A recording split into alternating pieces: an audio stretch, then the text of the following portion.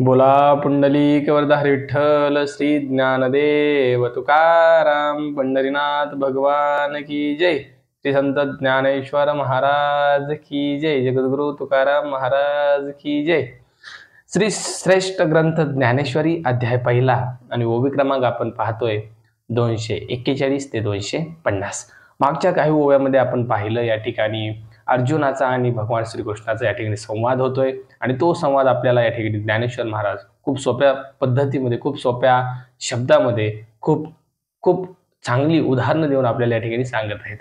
आणि आपण बघू आता 241 ते 250 या 10 ओव्यामध्ये नेमकं घडतंय काय, चला पाहूया।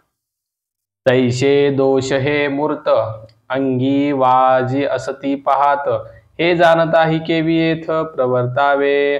आणि या ठिकाणी अर्जुन म्हणतोय त्याचप्रमाणे हे मूर्तिमंत दोष आमच्या अंगावर आदळू पाहत आहेत देवा, हे समजत असतानाही या कामी आम्ही कसे प्रवृत्त व्हावे, हे आम्ही कसं करावं, आम्हाला तू सांग। ऐसे पार्थुतीये अवसरी म्हणे देवा अवधारी, या कल्मशाची थोरी सांगेन तू तुझ। त्यावेळी इतके बोलून पार्थ म्हणाला देवा ऐक, मी तुला या पापाचा भयंकरपणा सांगतो की जर मी ही पाप केलं, मी माझ्यात नातलगांना जर मारलं, त्यांच्यासोबत युद्ध केलं, तर मला लागणारं पाप किती आहे ऐक। अर्जुन देवाला सांगतोय, जैसे काष्टे काष्ट मथिजे, तेथ वनी एक उपजे, तेने काष्ट जात जाळीजे प्रज्वलेनी। ज्याप्रमाणे लाकडाने लाकूड घासले असता तिथे अग्नी उत्पन्न होतो आणि तो भडकला म्हणजे सर्व लाकडांना जाळून टाकतो, त्याचप्रमाणे अर्जुन म्हणतोय तैसा गोत्रीची परस्परे, जरी वधू गढे मत्सरे, तरी तेने महादोष घोरे कुळची नासे। अर्जुन म्हणतोय त्याप्रमाणे कुळामध्ये मत्सराने एकमेकांनी जर एकमेकांचा वध केला तर त्या महाभयंकर दोषाने पूर्ण कुळाचा या ठिकाणी नाश होणार आहे। किती सुंदर उदाहरण दिलंय। म्हणून येणे पापे वंशज धर्मू लोपे, मग अधर्मूची आरोपे कुळा माझी। म्हणून या पापाने वंश परंपरागत आलेल्या धर्माचा लोप होईल आणि मग कुळामध्ये अधर्मच माजेल देवा। एत सारासार विचारावे, कवने काय आचरावे, आणि विधिनिषेध आगवे पारुषती। तेथे सारासार विचार कोणी कशाचे आचरण करावे व विधिनिषेध कर्तव्य काय अकर्तव्य काय या सगळ्या गोष्टी बंद पडल्या जातात। असता दीपू दवडीजे, मग अंधकारी रहाटीजे, तरी उजूची का अडळीजे जयापरी। जवळ असलेला दिवा मालून मग अंधारात वावरू लागले तर ज्याप्रमाणे सरळ चालले असता अडखळण्याचा प्रसंग येतो। तैसा कुळी कुळक्षयो होय, त्या तयवेळी तो अध्यधर्मो जाय, मग आन काही आहे पापा वाचवणी। आणि त्याप्रमाणे ज्यावेळी कुलक्षय होतो त्यावेळी कुलात पहिल्यापासूनच चालत असलेल्या धर्माचा लोप होतो, मग ते पापापासून दुसरं काय राहणार आहे। जे यमनियम ठाकती, तेथ इंद्रिये सैरा रहाटती, म्हणून व्याभिचार घडती कुलस्त्रियांसी। आणि अर्जुन सांगतोय ज्यावेळी इंद्रिय व मन यांचा निग्रह थांबतो त्यावेळी इंद्रिय स्वैर सुटतात, त्यांच्यावर कुठलाही ताबा राहत नाही आणि मग सहजच कुलीन स्त्रियांच्या हातून त्या ठिकाणी व्याभिचार घडतो। उत्तम अधर्मी संचरती, ऐसे वर्णावर्ण मिसळती, तेथे समूळ उघडती उपडती जाती धर्म। उच्च वर्णाच्या स्त्रिया नीच वर्णाच्या लोकांची रत होतात व अशा रीतीने वर्ण एकमेकात मिसळतात, वर्ण संकर होतो व त्यामुळे जाती धर्म मुळापासून उकलले जातात। आपण पुढल्या पण वय बघूया 251 ते 260। जैसी चोहटाची बळी, पाविजे सैरा कावळी, तैसी महापापे कुळी संचरती। ज्याप्रमाणे चव्हाट्यावर ठेवलेल्या बळीवर चारी बाजूने येऊन कावळे पडतात, त्याप्रमाणे मोठी पापे कुळात शिरतात। मग कुळातया अशेखा, आणि कुळ घातका, एरा नरका जाणे आधी। मग त्या संपूर्ण कुळाला व कुळ घातक्याला दोघांनाही नरकाला जावे लागते देवा, तू माझी स्थिती समजून घे, मला म्हणायचंय काय। देखे वंशवृद्धी समस्त, पापरी होय पतित, मग मांडिती स्वर्गस्थ पूर्व पुरुष। पहा याप्रमाणे वंशात वाढलेली प्रजा अधोगतीला जाते आणि मग त्यांचे स्वर्गातील पूर्वज फिरून परत येतात। या ठिकाणी असणारा अर्जुन श्रीकृष्णाशी बोलतोय, जे जे नित्यादी क्रिया ठाके, आणि नैमित्तिक क्रिया पारुखे तेथ कवना तिळोदके कवर्ण अर्पी. ज्यावेळी रोज करायची धार्मिक कृत्ये बंद पडतात त्यावेळी कोण कोणाला तिलोदक देणार? तरी पितर काय करीती कैसी स्वर्गे वसती म्हणून तेही येती कुळापासी. असे झाल्यावर पितर तरी काय करणार, स्वर्गात कसे राहणार, म्हणून ते देखील आपल्या कुळापाशी नरकात येतात. जैसा नखाग्री व्याळू लागे तो शिखात व्यापी वेगे ते बी अब्रह्म कुळावघे आपलं विजय. ज्याप्रमाणे नखाच्या टोकाला साप चावला म्हणजे त्याचे विष पूर्ण शेंडीपर्यंत हा म्हणता पसरते, त्याप्रमाणे थेट ब्रह्मदेवापासूनचे पुढील सर्व कुळ अशा पातकाने बुडून जाते देवा. आणि ते पातक मी करायचे. देवा अवधारी अनिक एक येत घडे महापातक ते जे संगदोष हा लौकिक भ्रंशु पावे. देवा ऐका, येथे आणखी एक महापातक होत आहे. आणि ठिकाणी अर्जुन असणारा देवाला सांगतोय आणखीन एक महापातक या ठिकाणी होत आहे. कोणतं? ते हे की त्या पतितांच्या संसर्ग दोषाने लोकांच्या आचार विचार चळतात, भ्रष्ट होतात.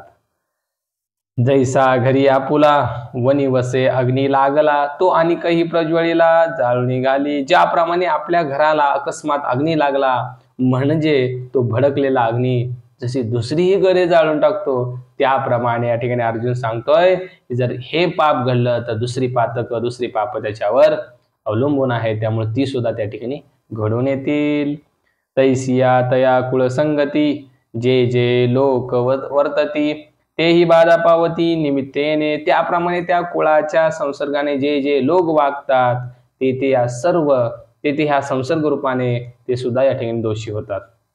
तेने तैसे नाना दोषे सकळ अर्जुन म्हणे ते कुळ मग महाघोर केवळ निरय भोगी. आणि या ठिकाणी अर्जुन म्हणत आहे की आणि अशा अनेक दोषामुळे मग त्या सर्व कुळाला भयंकर नरक भोगावा लागतो.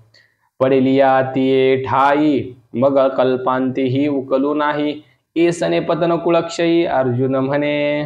त्या ठिकाणी पल्ल्यावर कल्पांती देखील त्याची सुटका होत नाही, एवढी कुलाक्षयामुळे अधोगती होते देवा. आणि असणार हे पातक मला लागत असेल तर मी युद्ध नाही करणार. देवा हे विविध कानी ऐकिजे परी अजुनीवरी त्रास उपजे हृदय व्रजाचे हे काय कीजे अवधरी पा. आणि अर्जुन या ठिकाणी म्हणतोय देवा ऐक, ही नाना प्रकारची दोषाविषयीची बोलणी कानाने ऐकतोस, पण अजूनपर्यंत तुला शिसारी येत नाही, अजूनपर्यंत तुला काहीच कसं वाटत नाही. तू आपले हृदय वर्जासारखे कठीण बनवले का? मी एवढं सांगतोय पातकी लागतील, पण तू मात्र बोलायला तयार नाही. अपेक्षिजे राज्य सुख जया लागी ते तव क्षणिक ऐसे जाणता ही दोष अव्यरुना. ज्या शरीराकरता राज्य सुखाची इच्छा करायची ते शरीर तर क्षणभंगूर आहे, कधी ना कधी जाणार आहे देवा. असं कळत असतानाही अशा ह्या घडणाऱ्या महापातकांचा त्याग का बरं करू नये? हे तर जाणार आहे आणि राज्य सुखाची इच्छा या ठिकाणी मला आहे, पण हे शरीर जाणार आहे ना, मग असलं महापातक का म्हणून करावं?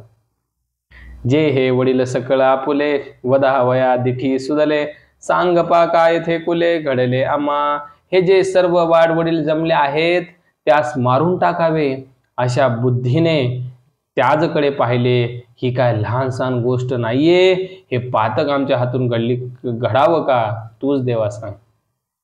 आता यावरी जे जियावे तयापासून हे बरावे जे शस्त्र सांडून सहावे बाण यांचे. आता इतक्यावरही जगण्यापेक्षा आपण शस्त्रे टाकून देऊन याचे बाण सहन करावे हे चांगले.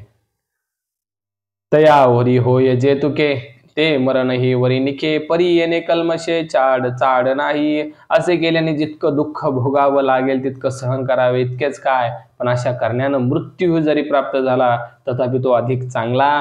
परंतु असे पातक करण्याची आपल्याला मुळीच इच्छा नाही. या ठिकाणी अर्जुन सांगतो मी एक वेळेस मरण पत्कारेन, मरण स्वीकारेन, पण मी माझ्याच नातलगांना या ठिकाणी मारणार नाही, कारण त्याचा असणारं पाप खूप भयंकर आहे आणि ते मला नकोय.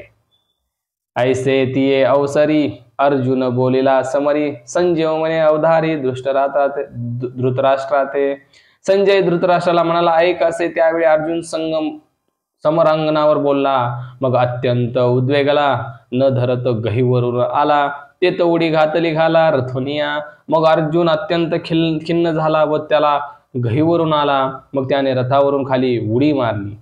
जैसा राजकुमरू पदच्युत सर्वता होय उपहतू कारवीरा उग्रस्तू प्रभाहिनो. ज्याप्रमाणे अधिकाराहून दूर झालेला राजपुत्र सर्व प्रकाराने निस्तेज होतो किंवा जैसा राहूने ग्रासलेला सूर्य तेजोरहित होतो, त्याप्रमाणे या ठिकाणी अर्जुनाची व्यथा झालेली आहे.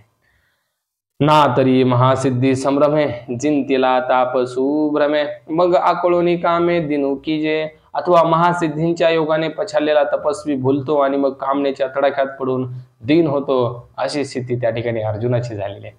तैसा तो धनुर्धरू अत्यंत दुःखे जर्जरू दिसे जे तर हमवरू त्या तेजिला तेने.